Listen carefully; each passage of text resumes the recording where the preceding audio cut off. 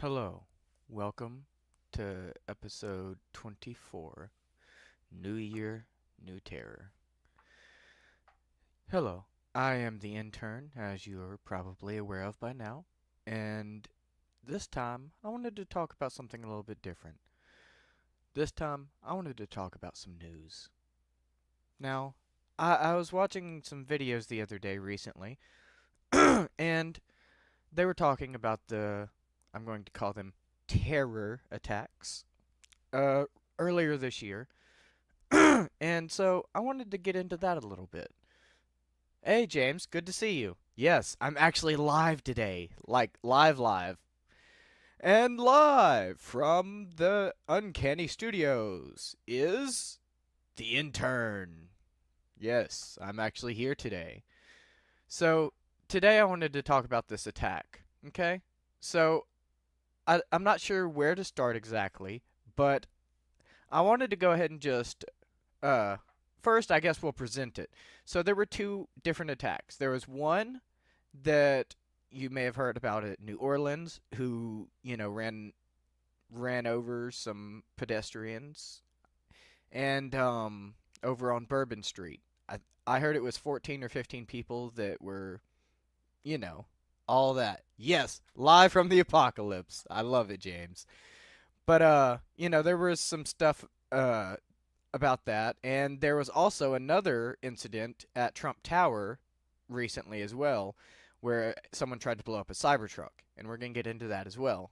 So I'm just gonna go ahead and start by playing this video because one thing that some people have been saying is the FBI and the Biden administration specifically came out and said that these two attacks were not related and the two people did not know each other and they had no connection.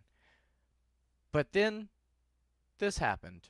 New Orleans terrorist and Cybertruck bomber served at the same military base. Both of the subjects served at Fort Bragg, Watch. North Carolina. Watch this. What we do know about that is it's a very large military base.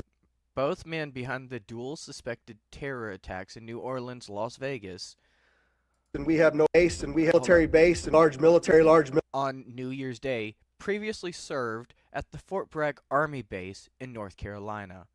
Now here's the thing. That actually sparked a conspiracy theory. They say both men served at the same base at Fort Bragg. And yes, James. That's exactly where I'm headed with this. Find out about it MK Ultra. That's exactly where I was headed with this, James.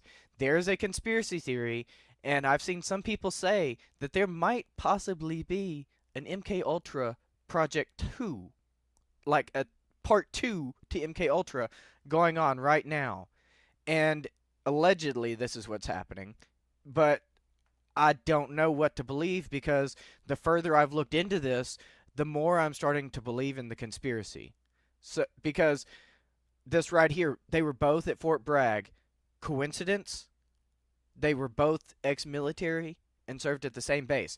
And the Biden administration and FBI, after they said part 1 never stopped, James says, maybe not.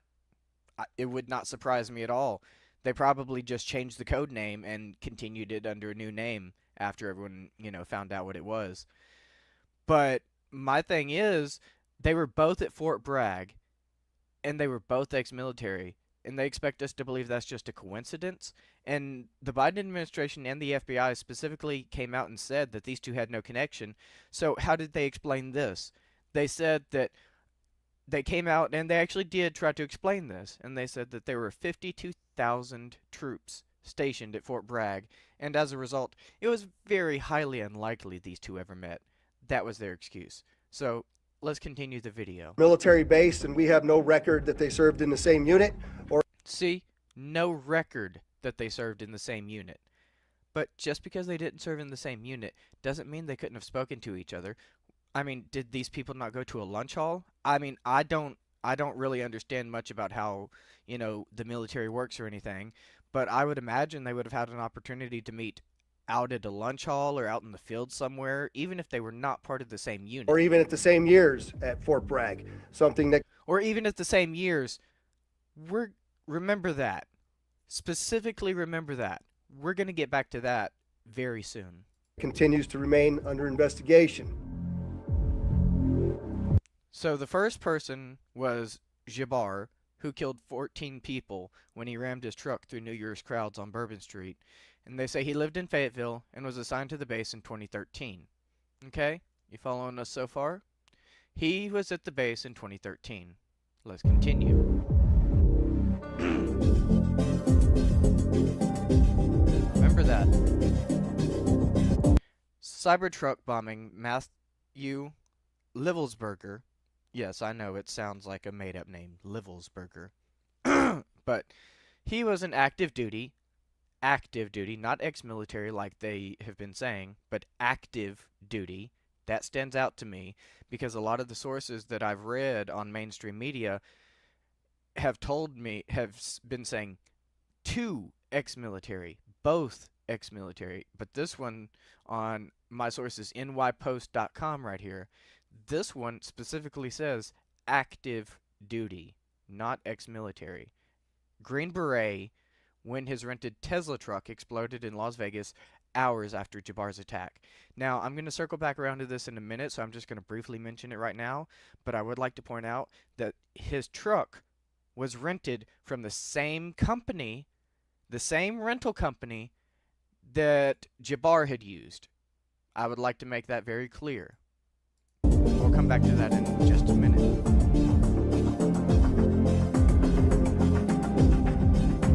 Become a Green Beret, Livelsberger trained at Fort Bragg, now Fort Liberty, in 2006.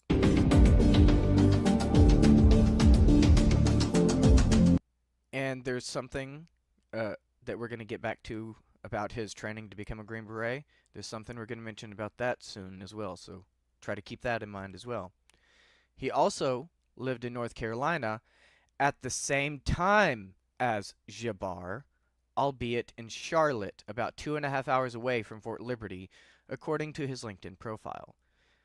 Now, I don't know about you, but if I had a friend, if I was driving, you know, I'm on my permit personally, but like if I was a normal person and I had my driver's license and I was a grown man with my own life, my own, my own freedom and whatever, if I had a friend who was 2.5 hours away from me, and I would not be hesitant to go visit him. I would be willing to drive 2.5 hours to visit a friend. Or if it goes deeper than that and there's something more going on here, two conspirators, you don't think two people conspiring something together would be willing to travel 2.5 hours away from each other to meet up? See, there's a lot going on here that goes deeper than what they focus on and what I feel like most of the mainstream media.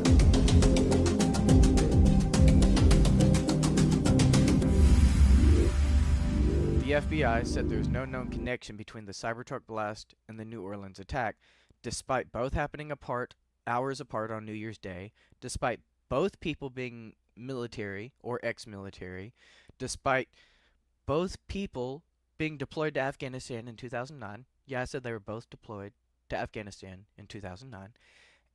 Despite them being at the same military base, like, despite the rental cars being from the same place, how many coincidences does it take before it's no longer a coincidence? President-elect Donald Trump is... That's all I'm trying to say. Now, the terrorist behind the New Orleans massacre and the Special Forces soldier who detonated a Cybertruck full of explosives outside the Trump International Las Vegas Hotel on Wednesday both served on the same North Carolina Army base, the Post has learned.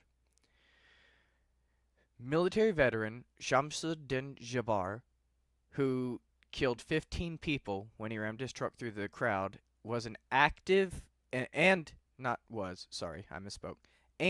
active duty Master Sergeant Matthew Livelsberger, who offed himself and then wounded 7 people in the bomb blast, share several uncanny commonalities connecting to their Army service.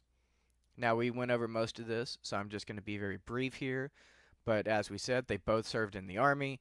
Here's what I was talking about a minute ago. They both served in Afghanistan in 2009. There are so many chances where these two could have communicated with each other. There's multiple chances. Exactly, James. Nothing to see here. Move along. They're trying to distract people. They're trying to present a story and be done with it. But there's a lot going on here that I feel like we need to look into a little bit deeper. They both previously served at Fort Liberty, formerly known as Fort Bragg, in Fayetteville, North Carolina, blah, blah, blah. And both carried out extremely rare, apparently premeditated incidences on the same New Year's morning. Okay. Now, as I said earlier, President Biden and the FBI said that there's no evidence connecting them. However, it becomes difficult to ignore when you look at all the stuff that they've, provided about them, all the information we've obtained since this. And another thing, which isn't, I don't believe it's on this page, but I was listening to a podcast about this earlier, and one of the reporters on the initial report specifically said it is not a terror attack. And then a few days later, they came out and they said, now we want to make very clear, this is a terror attack. So they're contradicting themselves. The FBI is contradicting themselves. And James said, look to find out if they both went to the same psychiatrist. That does not seem like something they've looked into, but that would be a good start. That would be a good place to start. Because there's just so much potential, I feel like they aren't investigating this to the full extent that they should be. But I know there's a lot going on, and I don't really understand everything. But that's why we're going over this together, so we can discuss it and see what you think. See what everyone thinks, equally. Now, here's something that I thought was interesting. The numbers overall of extremism in the military community shows that it's very rare. And the Biden administration came in 2021 and convinced that the military was seething with white supremacists and extremists, and then found that that was actually quite rare. So they came in, so basically what that means is they're saying that the Biden administration came in expecting there to be a lot of racism and militant and extremism in the military, so they did testing. I don't know exactly what their testing was, they didn't give us that kind of details. But from their reports, they found out that it was quite rare. For example, there were 275 allegations of extremism reported in the military in 2023, only 2 of which were substantiated enough to result in criminal prosecutions, Kansian said. Now, given the coincidences, the FBI is still investigating any possible connections, Las Vegas Division Special Agent in Charge Spencer Evans said during Thursday press conference with the local police. So they are still investigating, but I just don't know. There definitely seems to be something shady going on here, especially with them having already contradicted themselves once. Now, he said, we've been working hand in glove, side by side, tirelessly to determine any potential connection to other events going on in the world, most notably in New Orleans, and then obviously to determine, if there's anything else that needs to be tracked down. Authorities have received more than 1,000 tips over the past day, which Evans said investigators are sorting through to determine relevant information. The challenge that we face moving forward is to separate those tips that are pertinent and relevant and those that can be verified from those that have not. For example, one of the tips we received today, just today, relates to information alluding to the subject's personal experiences related to his time and activity in the military. Now, maybe it's just me, but that sounds extremely pertinent. When you have a case of extremism, maybe, just maybe, it's important to find out what led them to become an extremist in the first place. I wonder if that might help us find out what's making this happen, because we can't stop it from happening and we can't prevent it if we don't find the cause.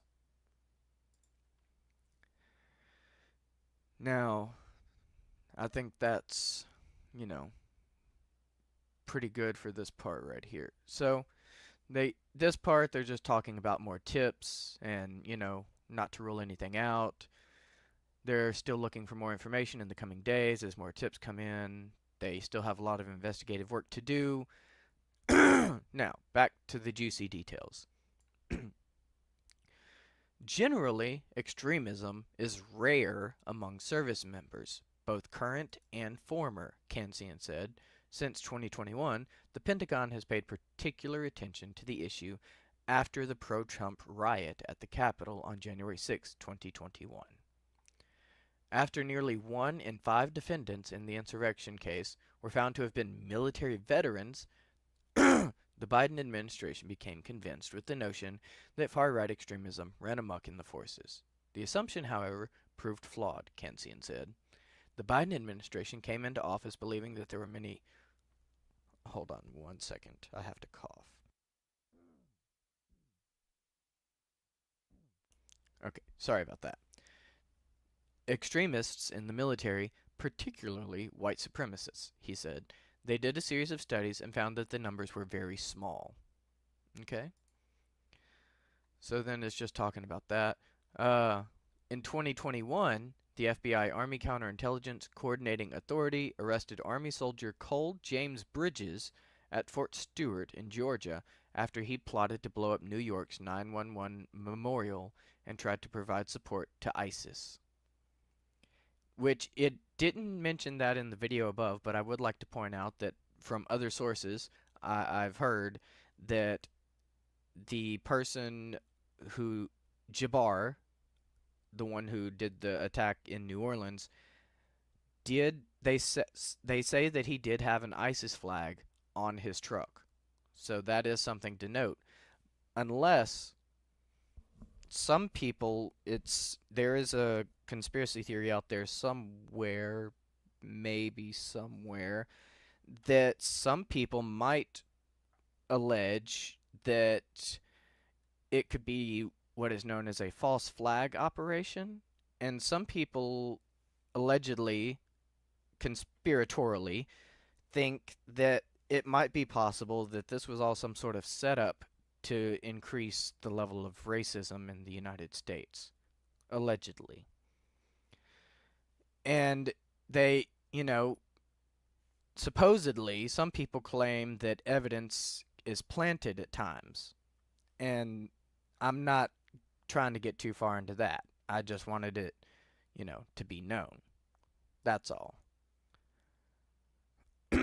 Now, James, he believes that allegedly the violent people on January 6th, he says supposedly some people say that it might have been the FBI and CIA assets in the crowd. Now that is definitely something interesting to think about. And so right here, about 10% of radical extremists with military backgrounds were associated with radical Islam groups such as ISIS and Al-Qaeda, according to a 2022 study by the University of Maryland. And there's I'm going to highlight this, but I didn't want to talk about that too much because I'm just trying to not take up too much time. But anyways. Still, Livelsberger's motives remain unknown, but family members described him as a Rambo type who loved Trump.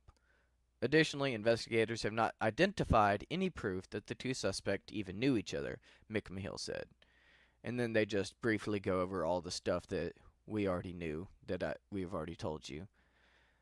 But there's one other thing, let me try to find it somewhere around here, that I specifically wanted to point out.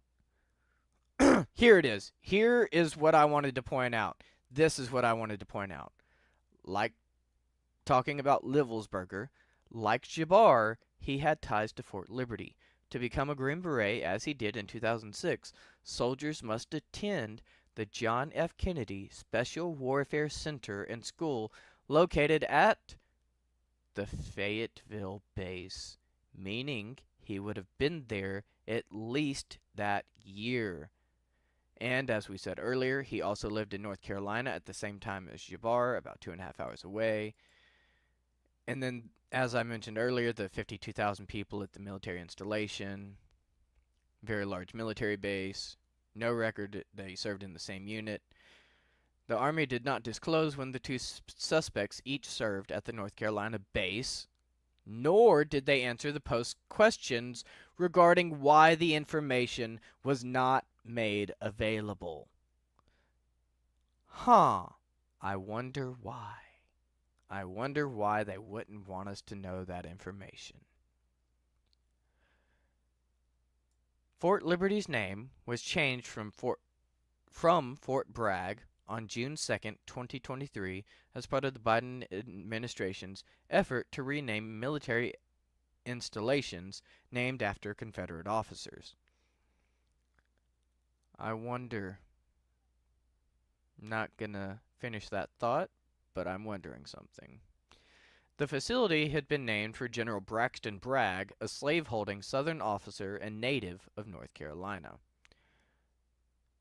Now, we've got one more article, so I just closed that out, so let's talk about this for a second. Oh, okay. James said I'm doing a great job on this for my first topic. Thank you. Thank you, James. I'm trying to do a good combination of like discussing it and reading it, but I'm also trying not to read too much and bore people, Trying to keep people interested, all that. So now I need to pull up the next page. So let me pull that up real quick. Right over here. Now here is the part that really stood out to me that I thought was really, really interesting. So it said the FBI verifies Special Forces soldier who blew up Cybertruck, so Livelsberger, emailed a podcaster before the explosion outside Trump Hotel in Vegas. Now, why on earth, why would he be wanting to email a podcaster? A podcaster named Sean Ryan, who this past Monday just happened to release an episode about sleeper cells in America. Now, that's a lot of very highly convenient coincidences going on right there. So, let's get into this. So, the FBI on Tuesday said an email that appeared to have been sent from the Las Vegas Cybertruck explosion subject Matthew Livelsberger to prominent podcaster Sean Ryan was indeed confirmed to have come from Livelsberger. And this is, again, on the New York Post, but right here, if you look, it says this was originally published by Fox News. So if you trust or do not trust Fox News, that is up to your discretion. I am just trying to present the information which I have been given. It is up to you to choose whether or not you believe this. And as we always say here, do your due diligence and do your research. And if you can, if you ever find something that we have, told you wrong, or, if you would like to correct us on something, please feel free to email us and let us know. thisuncannieearth@gmail.com or thisuncannyintern@gmail.com for me personally. Now, let's continue. At a press conference, Special Agent in charge of the FBI in Las Vegas, Spencer Evans, clarified that law enforcement has not verified the actual content of Livelsberger's email, just that he sent it. Okay, so here's my question. To get info sent to Ryan, you think that was a false flag? Okay. We'll have to think about that. We'll have to keep that in mind. So, you mean the info that he sent him? Okay. That's the problem, though, is right here. They said they were unable to verify the content. So you're telling me the FBI is not able to hack into someone's email? The NSA isn't able to get into someone's email? Yeah. This is a family-friendly show, so I call BS. I say I don't believe that. This is the FBI. I think they could get into that email. I think that email had something they don't want the public to know. We have confirmed the document that he sent to the podcast. We know that he was the one that sent that document. That's correct, Evans told reporters. We're not speaking to the content, Evans added. I mean, he's talking about feeling that he was, surveilled, guilt. You can tell that there's, some anguish there, some frustration with the government. Gee, I wonder why there would be some frustration with the government. I wonder. Not getting into that.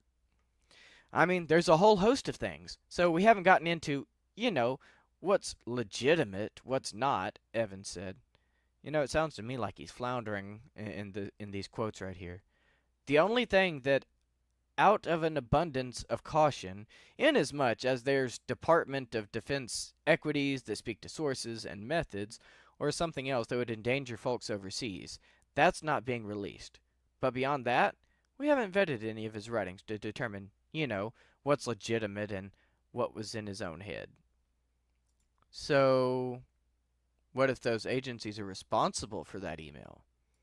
That could also be a thing, because I have heard that supposedly a lot of these FBI people and, a lot of these whistleblowers are supposedly allowed to leak information because they are presenting a particular story that they want the public to believe. That is something to consider. Also, being reported the guy in the truck wasn't Levelsberger's DNA, didn't match his son's DNA. Oh, James, I have not heard about that. If you want to send us an email with some details on that, that would be greatly appreciated. I will try to look into that and see what I can find. I have not heard about that myself. The guy in the truck did not have Levelsberger's DNA. That is definitely something we need to look further into. Thank you for sharing that with me, James. That is definitely something we need to look further into. But all this about we're not speaking to the content and some anguish about the government and all this, it definitely makes me think that there was some anti-government stuff in that content of that email. Now, 3 days earlier, Ryan, a former Navy SEAL and CIA agent, published an episode of his podcast, The Sean Ryan Show, interviewing Sam Shumate. Shumate, a retired U.S. Army intelligence officer who has built up an online following around military content, said he received an email claiming to be from Levelsberger before the New Year's Day explosion outside President-elect Donald Trump's hotel in Las Vegas, and therefore before authorities publicly identified Levelsberger as the subject whose charred remains were found inside the Tesla Cybertruck.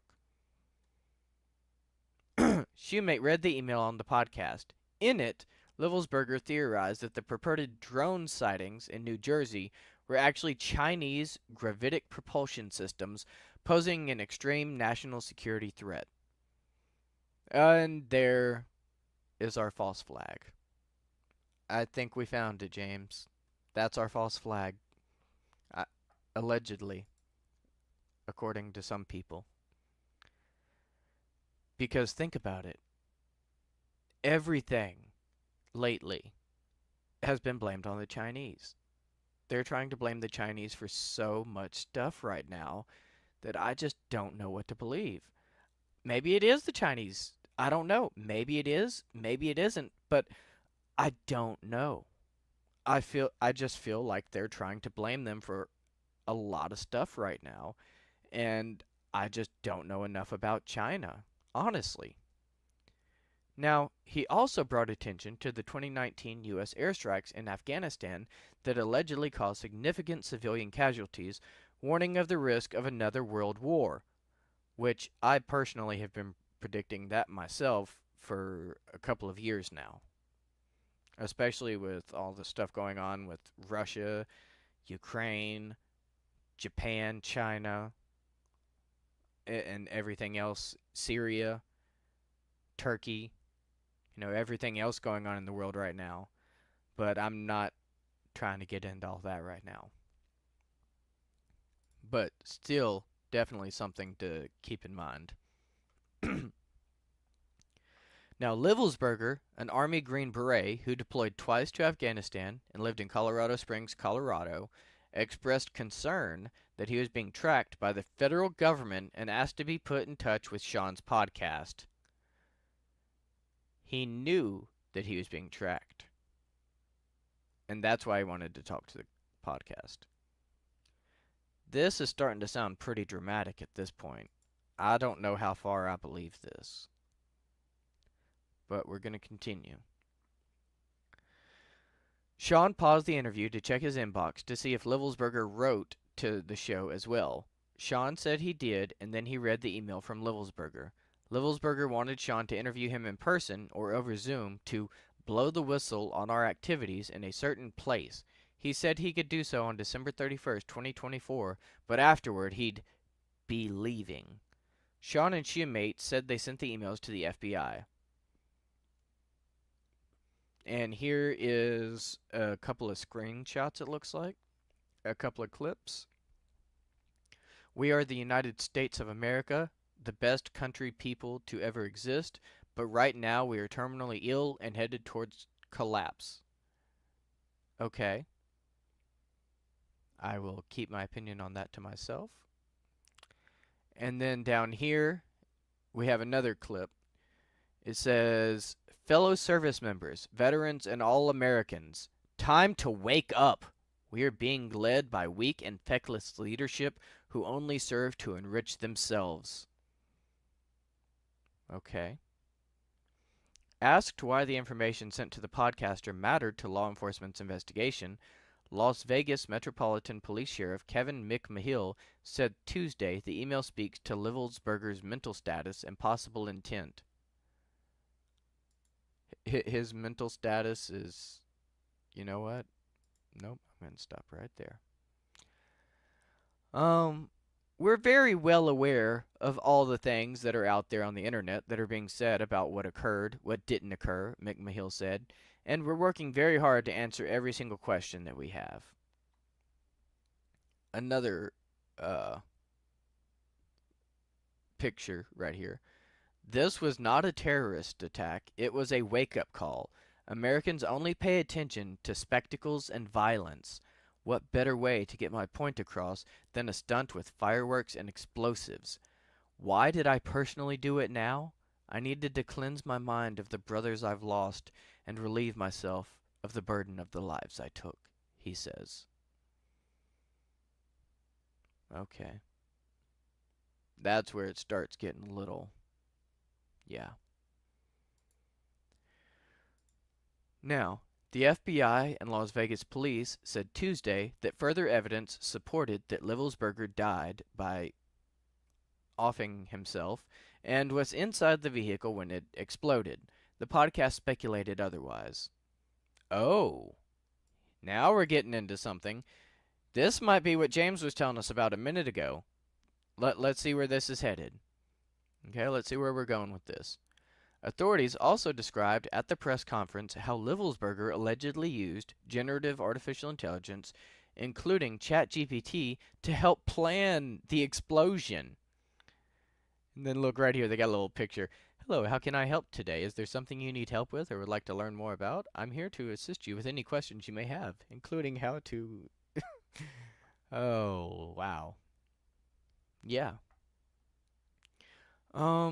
I think this is the first incident that I'm aware of on U.S. soil where ChatGPT is utilized to help an individual build a particular device, McMahill said. That you're aware of? Okay.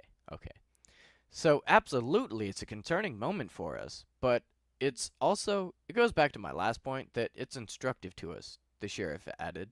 We have been leaning forward and releasing every single document that we possibly can, and we will do that as long as it doesn't endanger anybody's lives moving forward. So we'll continue to do that. But yes, 100%, I think that ChatGPT was a game changer for us here. Authorities displayed ChatGPT entries at the press conference that Livelsberger allegedly made to determine how many explosives were needed.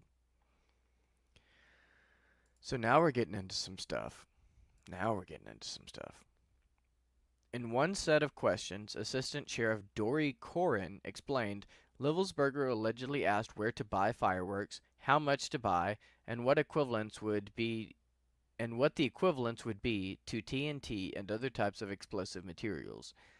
Livelsberger's other questions focused on the velocity of the fire of the bullet fired from the firearm. What? What? What did I just read? Livelsberger's other questions focused on the velocity of the fire of the bullet fired from the firearm. That is way too many fires. Stop it. Maybe you should have written this article with ChatGPT to tell you that that was too many fires fired all fire together. Fire, fire, fire. Jeez. Sorry. And determining whether that would ignite the explosives, Corin said. Livelsberger also allegedly asked to buy a phone without providing any personal identifying information. Ah, so that would be interesting.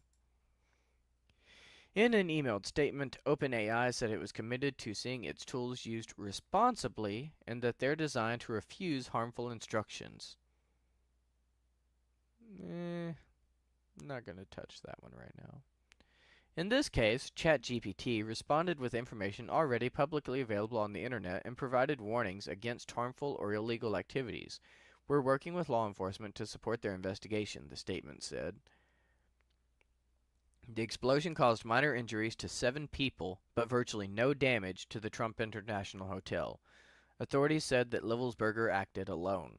At the press conference, authorities also said they uncovered a 6-page document, or manifesto, that they have not yet released because they're working with the Defense Department officials since some of the material could be classified. He wants to tell something.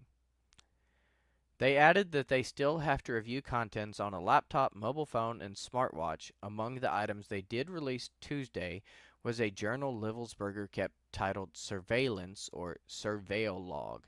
It showed that he believed he was being tracked by law enforcement, but he had no criminal record and was not on the police department or the FBI's radar. McMahill said, supposedly, was not on their radar. Livelsberger's letters touched on political grievances, societal problems, and domestic and international issues, including the war in Ukraine. He wrote that the U.S. was terminally ill and headed toward collapse. Investigators had been trying to determine if Livelsberger wanted to make a political point, given the Tesla and the hotel bearing the president-elect's name. Livelsberger harbored no ill will toward Trump, law enforcement officials said. In one of the notes he left, he said the country needed to rally around him and Tesla CEO Elon Musk. But this is just what the law enforcement officials are telling us. I doubt they would let us read those letters ourselves. And even if they did, who's to say they haven't been altered? Allegedly, that's all I'm wondering. You know. So that would be interesting. And I think that about covers it for today. This was an extra long episode, and I'm glad we got to get through it all. This has been pretty fun today. I enjoyed actually being here and getting to interact with everyone live. That was fun. So I think I'm going to look into that DNA thing and do a little more research on that. And I think next time I will talk about what I discover from that. And then we might get into some lore about an old pirate named Captain Morgan. Because I've been completely obsessed with sea shanties for a while now. And I only recently found out that Captain Morgan was actually a real-life pirate. So I think that's what we'll do next time. Thank you, James, and thank you very much for the new information. I'm definitely going to look into that. That definitely sounds interesting. Thank you, and I will see you next time.